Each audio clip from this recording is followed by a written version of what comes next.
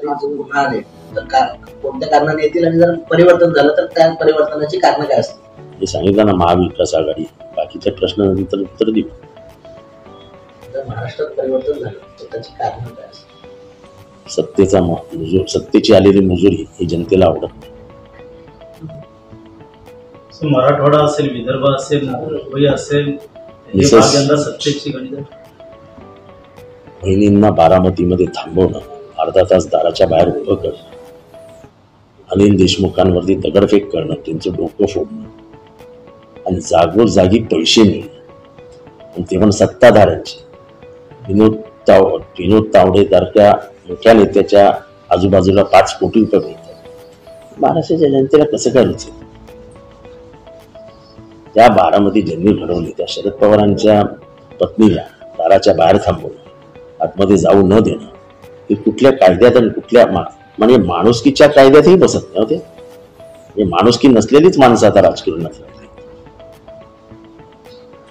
मराठवाडा असेल, विदर्भ असेल, सत्तेची गणित नेमकं गणित ठरवण्याचा महत्वाचा भाग कोणता असेल? कोणीही गणित ठरवणार नाही. सगळ्या भागातनं आमदार येतील आणि त्याची एकूण संख्या ही 160च्या वर असेल. मनसे असेल, वंचित आघाडी असेल, तिसरी आघाडी, आम्ही 160 म्हणतोय म्हटल्यावरती विषय संपला. एक्झिट पोल समोर आलेला आहे. पाहिलं तर आम्ही TV9चा अभिनंदन करतो की कमीत कमी त्यांनी सत्य काय ते सांगितलं. बाकी मी एक्झिट पोल मी टीव्हीत फक्त TV9 बघतो किंवा ABP निवडक बघताना. काल वेळ पण मिळाला नाही मला बघायला. हे तर माझ्या पोरीने मला सांगितलं. मी काल आलो रात्री आणि जो झोपलो तर आत्ता उठलो. खऱ्या अर्थाने सत्तेची चावी अशा प्रकारे. आणि मुख्यमंत्री कोण असणार? मुख्यमंत्री मी असणार. नाना पटोले पण तिकडनं म्हणतात. नाना पटोले म्हणतात की काँग्रेसचे नेतृत्व. मी मुख्यमंत्री. तुम्हाला त्याच्यात काय इंटरेस्ट आहे? कोण मुख्यमंत्री असणार? नाना पटोले. प्रत्येकाला हाऊस आहे ना. मला बोललं तर पाहिजे ना कमीत कमी मी मुख्यमंत्री होणार. तेवढा 5 मिनिटाचा आनंद असतो. तो काही लावून घेतात तुमच्याकडनं. काय पत्रकारांना तुम्हाला कोणाला सुखी बघितलं बघत नाही. आनंद होतो माणसाला. कारण एकीकडे 23 तारखेचा रिझल्ट देण्याच्या आधी या सगळ्या सत्तेच्या याच्यावरून हे बघा, काही जणांना आवडतं हे सगळं बोलायला. आता मला आवडतं की मी मुख्यमंत्री होणार हे बोलल्यावर मला 1 मिनिटात बरं वाटतं. महायुतीमधून देखील बावनकुळे म्हणतात की देवेंद्र फडणवीस मुख्यमंत्री व्हावे अशी त्यांची इच्छा. आता परत तुम्हाला एकनाथ शिंदे काय होणार, देवेंद्र फडणवीस काय होणार, त्याच्याशी मला काय करायचं? आमचा मुख्यमंत्री होतो म्हटलं की आम्ही कशाला ते काय करायचं ते बघायला जाऊ. परिवर्तन यंदा वेगळंच. परिवर्तन होणार. महाविकास आघाडी सत्तेच्या विरोधात असते. सत्तेवरती राग असतो म्हणून लोक बाहेर पडून धडधडी भरभरून मतदान करतात. लाडकी बहिणींचा काय योजनेचा फायदा होईल असं तुम्हाला वाटतं? मला एवढंच माहिती आहे की महाआघाडी सत्तेत येते आहे. बस बाकी मला काही माहिती. फडणवीस सांगताय की लाडकी बहिणीची टक्केवारी वाढते. मला एवढंच माहिती आहे की महाआघाडी सत्तेत येते. तुमची लाडकी बहीण आली ती योजना चांगली आहे. पण तेल देखील 240 वर गेलं हे पण चांगलं आहे. लसूण देखील 600 रुपये किलोवर गेलं हे पण चांगलं आहे. धान्य, कांदा, पालेभाज्या, साध्या भाज्या यांचे दाम दुपटीने वाढलेले भाव हे देखील बहिणींच्या लक्षात येत होते. त्यामुळे बघूया. पण महिलांसाठी 3000 रुपयाची घोषणा महालक्ष्मी योजना. आम्ही महालक्ष्मी योजना काढली. आम्ही त्या लाडकी बहिणीमध्ये लफडं काय झालं? अजित पवार म्हणतात माझी लाडकी बहीण, एकनाथ शिंदे म्हणतात माझी लाडकी बहीण, आणि देवेंद्र फडणवीस म्हणतात देवेंद्र भाऊंची लाडकी बहीण. आता त्याच्यात कसं होतं? तुम्ही 1500 दिले, प्रत्येकाने 500-500 रुपये दिले का मग तिघांनी वाटून घेतले का? तिघांनंतर 1500 देणार आहेत का? बहिणी वाढल्या ना त्यांच्या. म्हणजे देवा भाऊची एक बहीण, अजित पवारांची एक बहीण आणि एकनाथ शिंदेची एक बहीण. स्पर्धा लागली त्यांना बहिणींची. फडणवीसांचं म्हणणं की जास्त मतदान झालं म्हणजे भाजपला झालंय, महायुतीला झालं. हे बघा, अकॉर्डिंग टू प्रिन्सिपल्स म्हणजे जे काही अभ्यासक आहेत आणि जे त्यांचं जे म्हणणं असतं, जेव्हा मोठं उलथापालथ व्हायची असते तेव्हा जास्त मतदान होतं. कारण का लोक रागाने बाहेर पडतात. ह्याच्यातले 2 प्रकार खूप महत्वाचं असतं की एक लोक हे राग मनात असल्यामुळे राग अनावर होऊन बाहेर पडतात आणि मतदान करतात. सर तुम्ही ट्विट केलंय, अभिनंदन केलंय किंवा आभार मानले. आतापर्यंत कसं होतं निवडणुका व्हायच्या, खेळमेळीच्या वातावरणात व्हायच्या आणि दिवस निघून जायचे.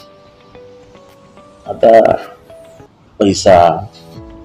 पैसा पकडले जाणं, पोलिसांवर खूप दबाव येणं, पोलिसांच्या म्हणजे शारीरिक बोलीवरनं समजायचं की हे आपल्याला मदत करणार नाही. पोलीस प्रचंड खोटं बोलायचे. हे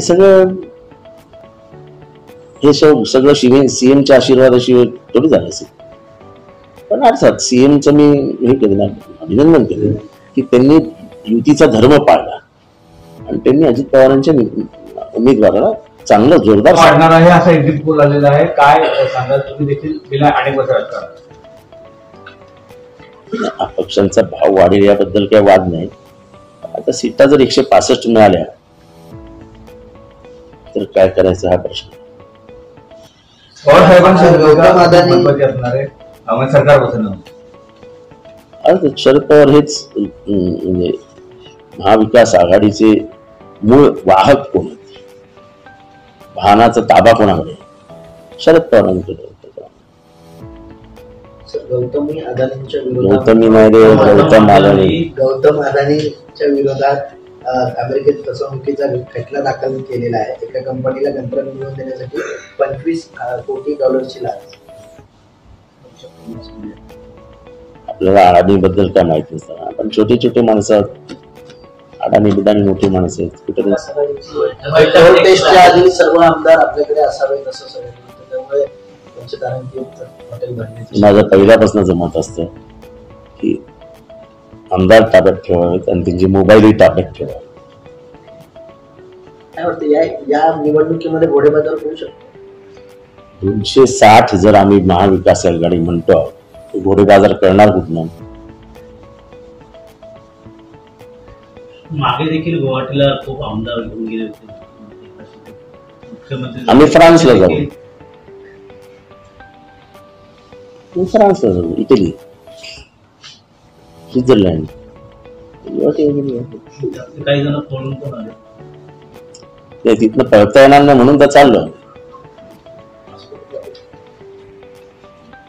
पळाला नितीन देशमुख, तो तिथनं नाही पळाला, तो सुरतेहून पळाला.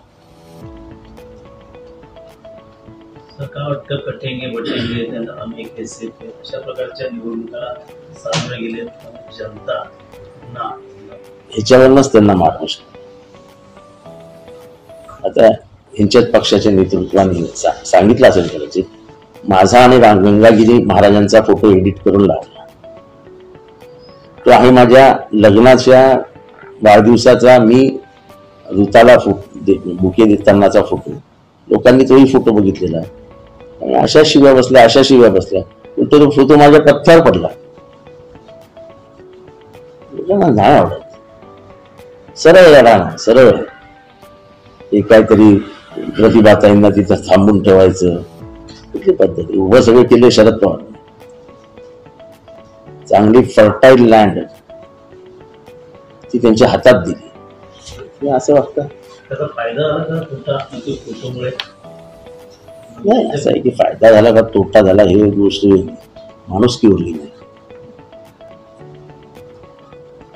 की ज्या आईने ज्या मागणी तुम्हाला खांद्यावर खेळवलं, तुमच्या जीवनाची, तुमच्या तब्येतीची, तुमच्या शिक्षणाची विचारपूस करून ते मार्गी लावलं, त्यांच्याशी तुम्ही असं वागूच कसं शकता? बारामतीकडे सर्वांचं लक्ष लागले, खास करून एवढ्या मोठ्या सीटवरती बोलणं हे माझ्या तोंडाला शोभत. फार मोठी सीट. तिकडे देखील बॅनर लागले होते. काका पुतण्यांच्या लढाईमध्ये आतापर्यंत काका अग्रेसर राहिलेले. काय वाटतं यंदा पुतणे अग्रेसर होईल? नवीन घडामोडी पाहण्यासाठी आजच आम्ही मुंबईकर 24 तासला लाईक करा, सबस्क्राईब करा आणि अपडेट रहा.